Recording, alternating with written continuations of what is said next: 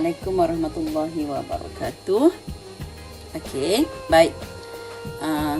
Di sini Ustazah akan membuat sedikit penerangan tentang pelajaran 17 unit 1, iaitu solat sunat duha. Ya. Ustazah tak dapat masuk melalui Google Meet, jadi Ustazah buat penerangan di sini. Okey. Baik. Solat sunat duha, mungkin kamu dah sangat familiar ya dengan solat sunat duha ni. Ya, mungkin ibu bapa kamu buat, kamu sendiri pun buat. Jadi sekarang kita tengok dengan detail apa maksud solat sunat duha. Okey? Baik. Solat sunat duha ialah solat sunat, mesti mula dengan perkataan solat sunat lah. Okey? Yang dilakukan bila? Iaitu pada waktu antara naik matahari, ya, naik matahari selepas syuruk, bukan suruh selepas waktu syuruk. Maknanya selepas terbit matahari. Syuruk ni ialah terbit matahari. Ya, matahari naik tu. Baik. Maknanya sebaik saja terbit matahari dinamakan waktu syuruk. Habis sahaja waktu syuruk, barulah disebut sebagai waktu duha. Faham Faham tak? Boleh. Okey, maknanya waktu duha ni selepas waktu syuruk tadi. Selepas waktu terbit matahari. Dia dalam lebih kurang setengah jam lah, setengah jam terbit matahari tu dah boleh sembahyang sunat duha. Sampai bila bolehnya? Sampai sebelum gelincir matahari. Gelincir matahari di sini maksudnya ialah waktu zuhur. Ya. Maknanya boleh solat duha selepas saja waktu syuruk. Boleh ya, dalam pukul 8.30 macam tu saya rasa. Sampailah waktu zuhur, sebelum masuknya waktu zuhur. Kalau waktu zuhur pukul 1.30, maknanya pukul 1 tu masih boleh lagi. Ya, sebelum zuhur. Itu maknanya panjanglah waktu dia. Faham? Okey? Baik. Clear Baik, hukum sunat duha ni ataupun hukum solat sunat duha ialah sunat muakkad. Sunat muakkad, iaitu sunat yang dituntut. Okey? Baik. Dalil berkenaan dengan solat sunat duha ini ialah daripada Abu Hurairah. Meriwayatkan bahawa Rasulullah sallallahu alaihi wasallam bersabda, "Awsani khalili sallallahu alaihi wasallam bithalathin la ada'uhunna hatta amuta, sawmi thalathati ayyamin min kulli shahrin wa salati duha wa naumin ala witr." Hadis riwayat Bukhari. Maksudnya kekasihku sallallahu alaihi wasallam, ini kekasih kita Rasulullah sallallahu alaihi wasallam, telah mewasiatkan, nampak wasiat ni, okey, kepada aku 3 perkara. Bila kepada Abu Hurairah, maknanya dengan kita sekali dah, ya. Okey, apa yang wasiat Rasulullah ni? Ya. Okey, yang mana dia kata tidak pernah aku tinggalkan sehingga akhir hayatku. Dia tak pernah tinggal, iaitu berpuasa 3 hari setiap bulan hijrah. Berpuasa 3 hari setiap bulan hijrah. Maknanya setiap bulan lah. Rejab, Sya'ban, Ramadan. Ramadan kena sebulan lah kan. Setiap bulan lah. Setiap bulan hijrah tu mesti berpuasa 3 hari. Paling kurang lah kan. Kemudian mengerjakan 2 rakaat solat duha. Paling kurang. Ni dia sebut paling kurang. Kemudian mengerjakan solat witir sebelum tidur. Ni. Ya, ini adalah wasiat Rasulullah. Ya. Puasa sunat setiap bulan, kemudian solat duha dan witir, solat witir sebelum tidur. Okey, baik. Ni tengok spektrum ilmu. Waktu duha adalah selepas 28 minit waktu syuruk. Ya. Waktu syuruk ni waktu apa susah kata tadi? Terbit matahari. Okey, sehingga masuk waktu zuhur. Okey, dah faham Baik. Abu Zar Al-Ghafiri meriwayatkan dalam hadis qudsi, Allah berfirman, "Ya bani Adam, irka'u li min awalin nahar 4 raka'atin akfika akhirah." Hadis riwayat Tirmizi. Hadis qudsi ni ialah apa? Hadis ni adalah firman Allah, tetapi diungkapkan oleh Rasulullah. Maknanya ayatnya dikeluarkan oleh Rasulullah. Memanglah Quran pun dikeluarkan oleh Rasulullah, tapi ayat tu memang Rasulullah tak ubah Quran.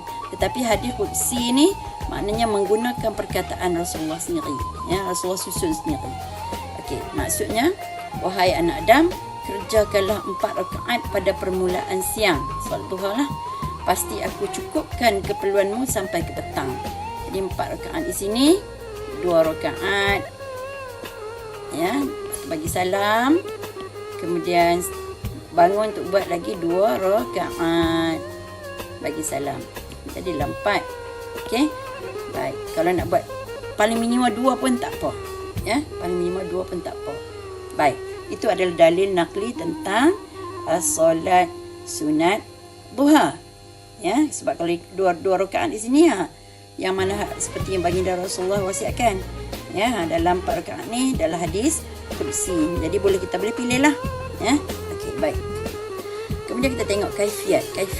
Makna kaifiat ni ialah cara-cara menunaikan solat sunat duha.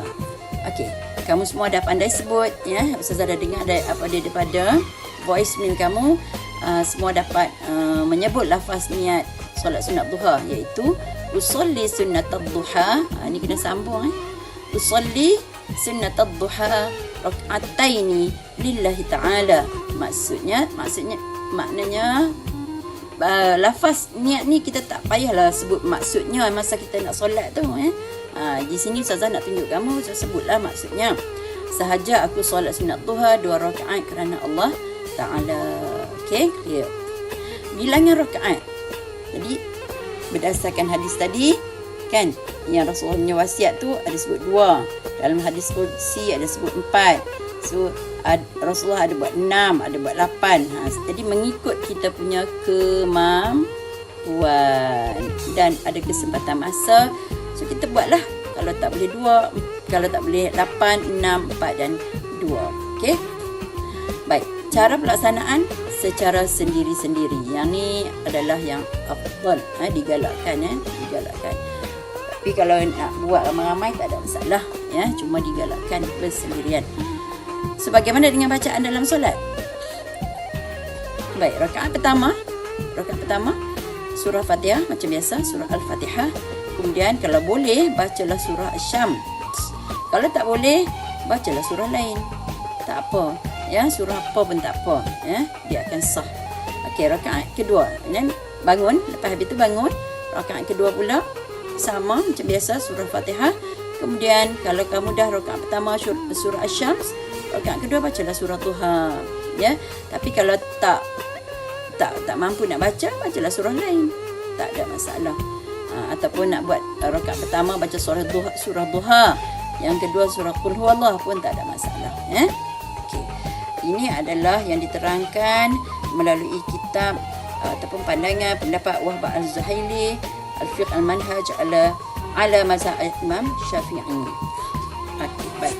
Tengok spektrum ilmu. Aisyah radhiyallahu anha berkata, selepas Rasulullah sallallahu alaihi wasallam menunaikan solat duha, baginda membaca. Ni kalau boleh kita baca. Okey, apa yang Rasulullah baca? Allahumma ighfirli wa tub alayya innaka antat tawwabul ghafur.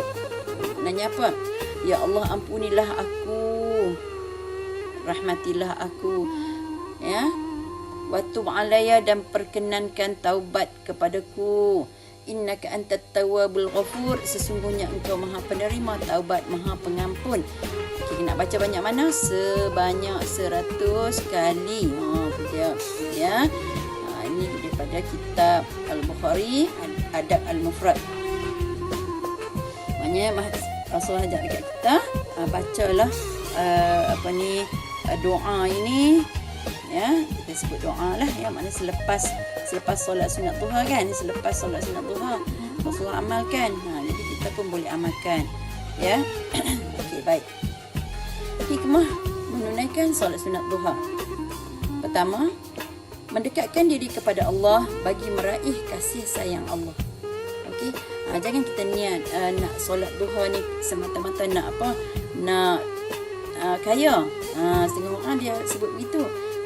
Tak betul sebenarnya. Tujuan utama kita solat sunat duha adalah untuk mendekatkan diri kita kepada Allah Subhanahu Wa Taala supaya Allah kasih dan sayang kepada kita. Yang kedua, membuktikan ketaatan kita kepada Allah setiap masa. Setiap masa. Kita sedar bahawa apa saja nikmat atas muka bumi ni adalah kurniaan Allah. Maka sebagai tanda kita taat, tanda kita bersyukur atas nikmat dia, kan? So kita buat solat sunat duha. Sebab yang memberi rezeki kepada kita adalah Allah. Okey? Dan yang ketiga, yang ketiga mendapat rahmat dan rezeki daripada Allah. Rezeki ni berbagai bentuk, berbagai bentuk. Macam-macam bentuk rezeki. Kesihatan, iman, makanan, apa lagi macam-macam, kekayaan ke apakah, pangkat ke apalah yang berbentuk nikmat, kita sebut sebagai rezeki, bukan bermakna makanan saja. Okey, baik. Amalan yang boleh kita lakukan di dalam ibadat solat sunat duha ni, selain pada doa tadi ni, selain pada yang ni pertama, kita juga boleh mengamalkan doa ni. Doa ni itu yang kita tengok banyak dalam video-video YouTube ada tentang nyanyian ataupun lantunan lagu, bukan lagu lah, lantunan dalam bentuk lagu lah, kan? Tapi tak ada masalah, kita boleh je boleh je baca Allahumma innad duha duhaka wa bahauka. Kita boleh baca pendek macam ni, wal jamalu jamaluka wal ismatu ismatuka wal qudratu qudratuka. Allahumma in kana rizqi fis samai fa anzilhu wa in kana fil ardi fa akhrijhu wa in kana haraman fatahhirhu wa in kana mu'siran fayassirhu wa in kana ba'idan faqarribhu